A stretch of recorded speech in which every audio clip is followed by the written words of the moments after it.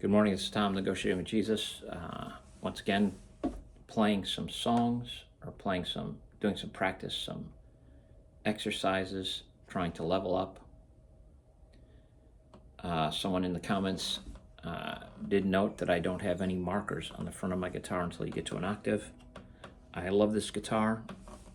I love it as my favorite instrument, and I've really only played acoustic the past, I don't know, 20 years, because a band, electric is pretty popular.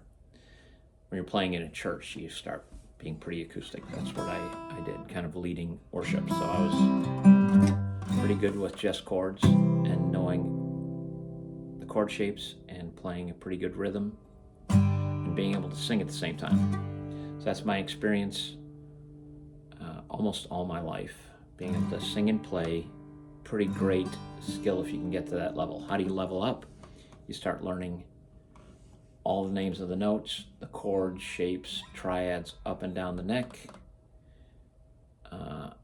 and maybe even intervals. So I'm going to start talking about where I'm going to go now is the shapes, D, A, and E, and the major scale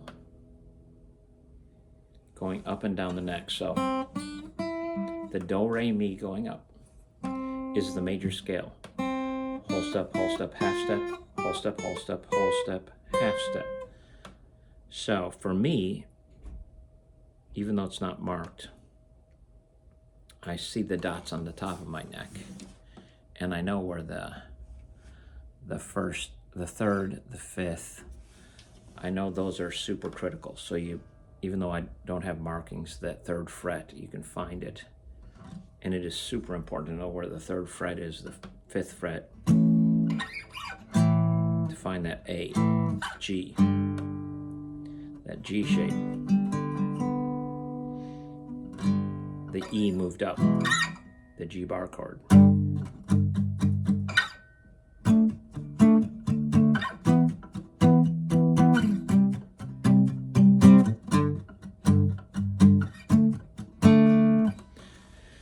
So, I don't have markings on my fretboard to help a student, but I am honestly not trying to be a tutor, but I have to transition into something that will happen soon because I'm getting really nowhere right now.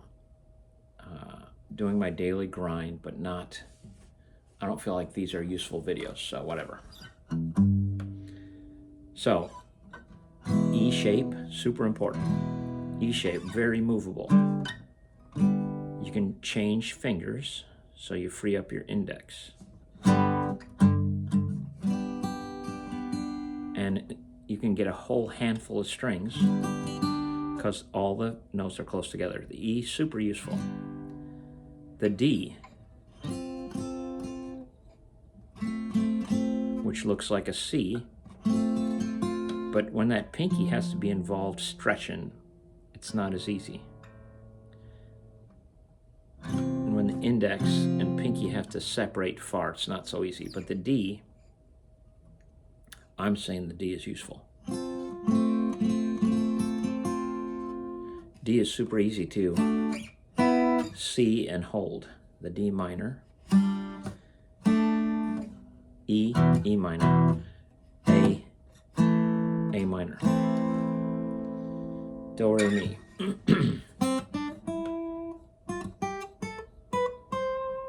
And joy to the world going down.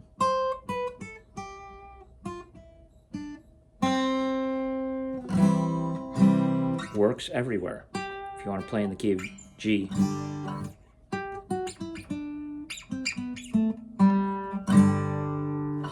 key of D.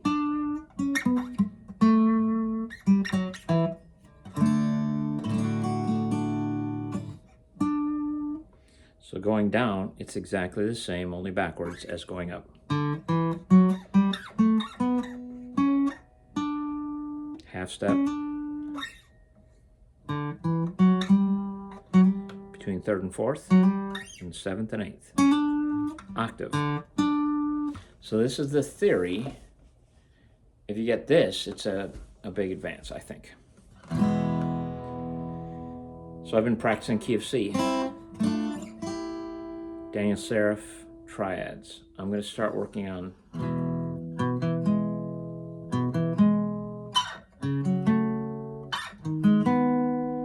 the E-shaped triads going up.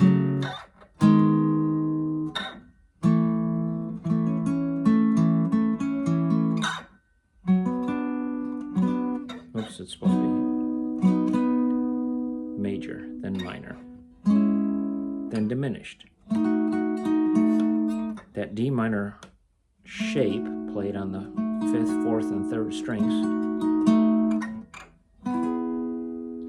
bringing you all the way to the octave. So that's the things I'm going to work on.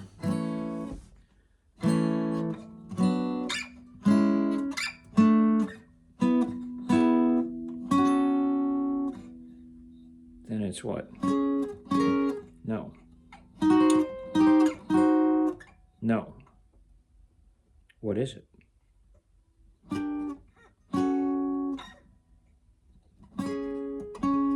don't even know.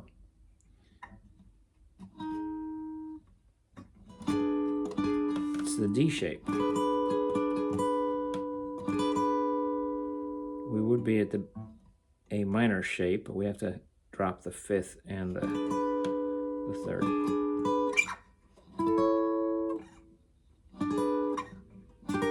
Oops. So this is where I'm going to start working. I'm